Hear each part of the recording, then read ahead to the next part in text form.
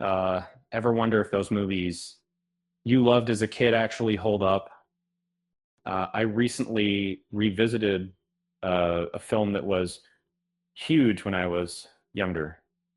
Um, it was a wild ride, and I had to see if it was still as fun as I remembered. It had been decades since I last watched it, but I still found myself quoting um, lines. I braced for disappointment, um, fully expecting a terrible movie. But honestly, it wasn't as bad as I thought it would be. And let's be clear, it's not a cinematic masterpiece that is so great, although it's so interesting, that it misses writing. It, but it wasn't trying to be. Um, eh, it's a raunchy, over-the-top comedy that perfectly captured the spirit of the early '90s city. It's offensive, sure, but that was the point where Andrew Dice Clay was massive back then. He sold out Madison Square Garden twice. We thought he was hilarious, much to our parents' dismay. The movie was a vehicle for his unique uh, brand of humor, and it delivered.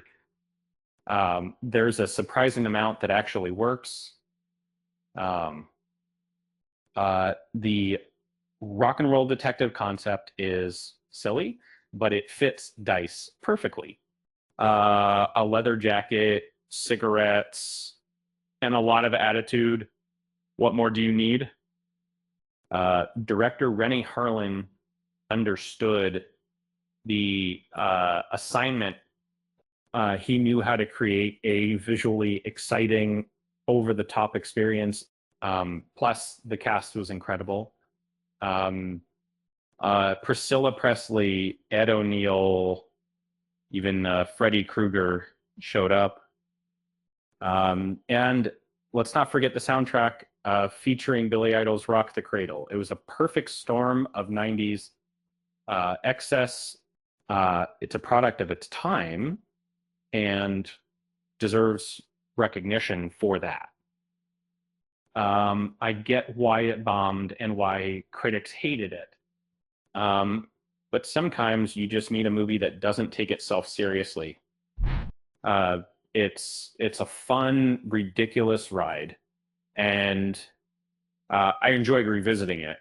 And maybe someday we'll get a Dice Clay biopic. Why did Ford Fairlane bring a ladder to the rock concert? Because he heard the music was off the charts. With that said, thanks for watching, and until next time.